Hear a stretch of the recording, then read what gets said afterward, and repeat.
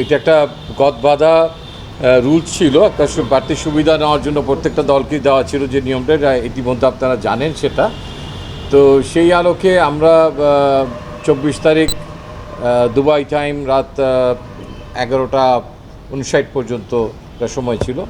তো এ ব্যাপারে আমরা যেটা আমাদের প্রোটোকল যেটা করতে হয়, ক্যাপ্টেন, কোচ এবং আমরা নিজে সিলেক্টররা সেটা বসে কিছুক্ষণের জন্য আলাপ করেছিলাম এবং যে টিমটা আমাদের এই মুহূর্তে আছে, যেখানে তাসকিনকে সংযুক্ত করা আছে, সেই দলটাই আমরা বহাল রেখেছি। দেখেন, আসলে বিশ্বকাপের মিশন দেখানো শুরুই হয় নাই, এটা আমাদের একটা সিরিজ আমরা খেলছি।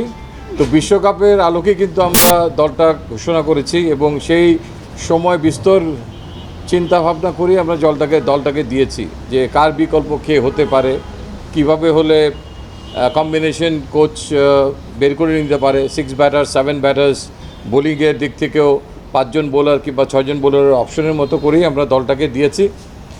তো এটা দুঃখজনক যে আকাঙ্ক্ষিত ফর্মে হয়তো সবাই নেই এবং আকাঙ্ক্ষিত ফলাফল আমরা করতে পারছি না। আমরা যে সিরিজটা খেলছি যুক্তরাষ্ট্রের সঙ্গে, হতাশাজনকই বলবো যে আমাদের দুটো ম্যাচে আমরা জয়ের অবস্থানে ছিলাম, সেখান থেকে আমরা জয়টা করায়ত্ত করতে পারিনি।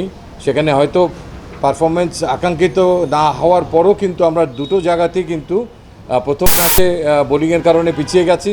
শেষ মুহূর্তে আপনারা দেখেছেন যে প্রায় 15-র উপরে গড় প্রতি আস্কিং রেট ছিল। সেখানে আমাদের অন্যতম সেরা বোলাররা ছিল, যারা মুস্তাফিজ IPL থেকে খেলে এসছেন, শরীফুল ছিল। বাট সেখানে আমাদের কাছে মনে হয়েছে যে শেষ মুহূর্তে যেগুলো বলা হয় যে T20-তে যে একটা টুইস্ট, সেই টুইস্টটা আমরা পারিনি। ঠিক একইভাবে যখন আমরা 144 রান তাড়া করছিলাম দ্বিতীয় ম্যাচে,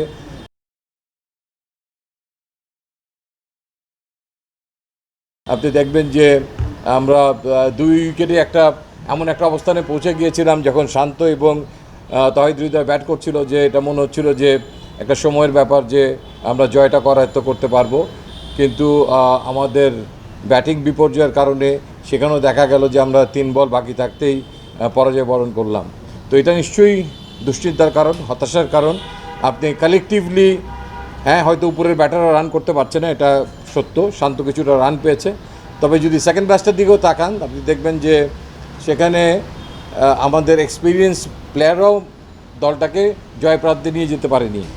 সো দলগতভাবে আমাদেরকে উন্নতি করতে হবে এবং আমরা আগে গিয়েছি আমেরিকাতে, সেই সুবাদে আমরা যেটা আশা করতে পারি যে আমাদের ভুল ত্রুটির থেকে আমরা শিখব। অন্যের ভুল থেকে শেখাটা হলে সেটা কস্টলি হয় না, বাট নিজের ভুল থেকে যদি কেউ শেখাতে, সেটার জন্য অনেক মূল্য দিতে হয়। তো তারপরও এই মূল্যের বিনিময়ে যেহেতু আমাদের বিশ্বকাপটা মূল লক্ষ্য, তো সেই বিশ্বকাপে যেন আমরা ভালো করতে পারি সেই আশাটাই আমরা করছি এবং যে দলকে আমরা নির্বাচন করেছিলাম সেই দলের প্রতি আমরা আস্থা রাখছি। কারণ এই মুহূর্তে কেউই ট্রেনিংয়ে নেই। আমাদের টাইগার্সের হয়তো ট্রেনিং শুরু হবে, সেখানে আমরা কয়েকজন খেলোয়াড়কে আলাদা করে হোয়াইট বল ক্রিকেটের জন্য তৈরি করে রাখবো। যদি কোনো রকমের কোনো ক্রাইসিস দরকার হয়, তাহলে যেন ইমিডিয়েটলি যে কোনো জায়গার রিপ্লেসমেন্ট আমরা দিতে পারি।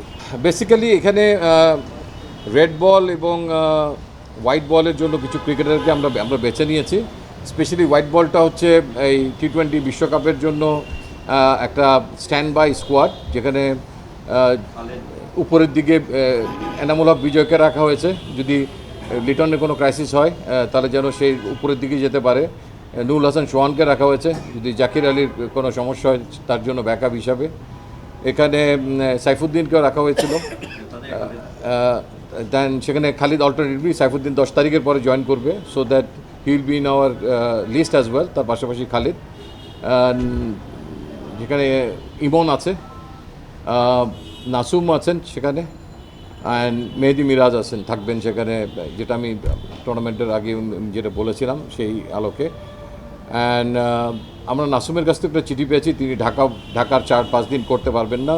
তিনি জানিয়েছেন তিনি জন্ডিস রোগে আক্রান্ত ছিলেন।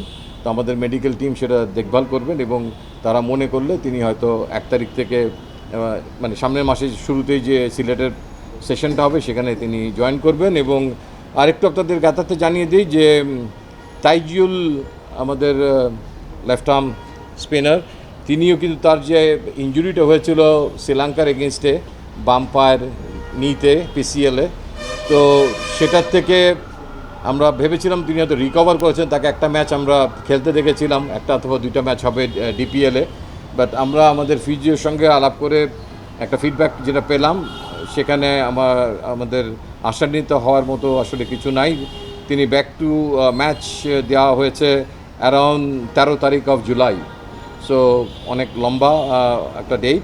বাট তিনি আমাদের হয়তো দলের সঙ্গে পরবর্তী পর্যায়ে রিহ্যাব এবং ট্রেনিংয়ে পরবর্তী পর্যায়ে যোগ দিবেন। আমরা হয়তো এই দুজনের জন্য দুজন খেলোয়াড়কে হয়তো ইনক্লুড করে নিব যে দলটা ঘোষণা করা হয়েছে।